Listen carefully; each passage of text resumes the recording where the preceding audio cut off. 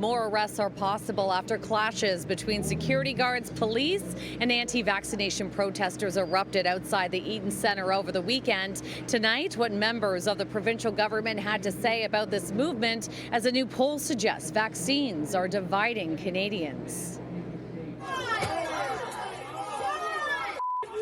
Videos show dozens of maskless protesters trying to push their way through the mall doors as hundreds more rallied. This happened on a busy Saturday afternoon as vaccine clinics were set up at malls across the city.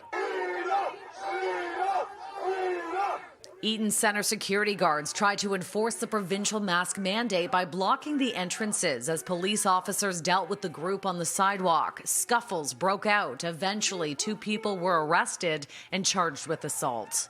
We understand that people are frustrated, but do it in the appropriate venues. And frankly, that's at Queen's Park, that's in front of politicians. While we have not formally heard from the Premier on this, Health Minister and Deputy Premier Christine Elliott was also asked about the incident. We recognize that people have the right to demonstrate peacefully.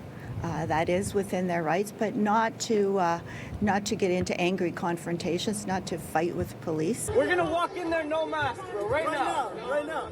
The gathering initially started in the square as a protest against the vaccine passport. Eventually, a mob broke off from the main group with a plan to storm the food court. Kareem Assad is a Toronto lawyer who's been documenting these protests on social media for more than a year now. In her opinion, people are becoming angrier and more aggressive. What I'm observing is an increase in violent rhetoric that occasionally translates to violent action. Dozens of police were on scene. A few wrestled with protesters at the door. Otherwise, they appeared to be standing by. Sad noted that there was a greater show of force at the encampment evictions over the summer. The lack of response and enforcement is deeply concerning. I think that it's going to embolden this type of behavior. Toronto Police is defending how officers handled the protest, telling CityNews much more is happening behind the scenes.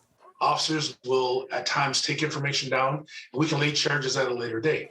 As police officers, we don't want to go into a large crowd and attempt to remove one individual and put those officers and also the community at risk.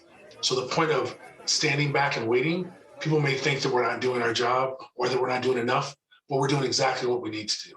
And tensions are growing around personal vaccination status. According to a new poll conducted for the Association of Canadian Studies, 3 out of 4 respondents who are fully immunized hold negative views of those who are not vaccinated. We all need to work together on this. If you choose not to be vaccinated, then you have to also take extra precautions to protect your friends, your families, your neighborhoods. Well, Cadillac Fairview, the company that owns Eaton Centre, tells me that their security team collaborated with Toronto Police to prevent the group from entering the shopping centre, and that their #1 priority is the safety of their guests, clients, and employees.